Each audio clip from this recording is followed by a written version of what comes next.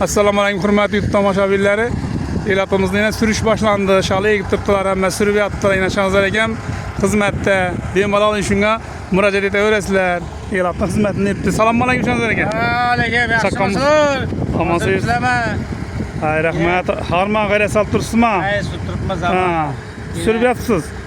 Şalı sezon başlandı yine. Ko'pisi serpma, ko'pisi nerga tayyorlab turibdi yerda yine. Ha. Xizmatlar bo'lsa aytaverasizlar.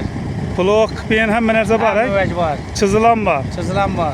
Ha, 10 sotgan masina traktorlarimiz ham, traktor saz. Telefon nomerim qoldiramizmi? Qoldiramiz. Yodingizda bormi? Ayting qana telefon nomeringiz? 94 94lik 326 21 71. Ha. Ana shu telefonlarga telefon urzangizlar, bemalol puloqlik, qipellik bo'ladi desa g'ayrat solavering. Ishlaringizda omad. O'ristag'lar salom. Ha, malades. Ana o'ristag'lar hammasini salom ayttirdi shunday ekan. Malades. Qo'l dard ko'rmasin, hammamiz xizmatimizni etdi, yaxshi. Tegislagandam zo'r tegisliydi. Hozir yana o'zimning otizlarim ham ko'rib o'tsangizlar ham dumzo'r 2 barmoq qoladi. Siz dumzo'r suradi. Ishlarini omad.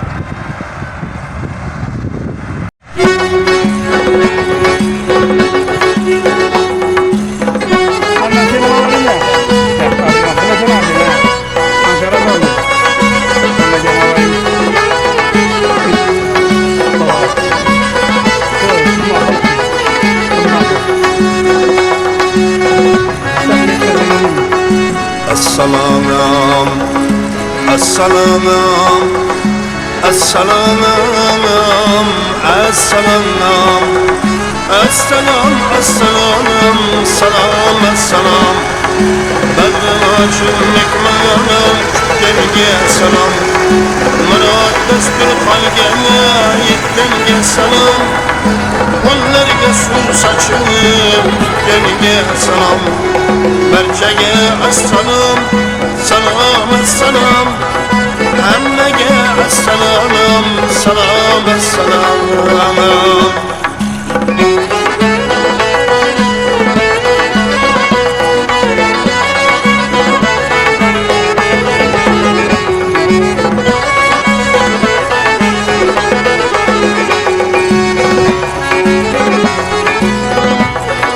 Çarvadar çopanını paxtakorlarga el dardiga darmoni shifokorlarga yurtni obod etganman binokorlarga olim shoirni siyokorlarga barchaga assalom, salom, assalom. Hammaga assalom, salom, assalom.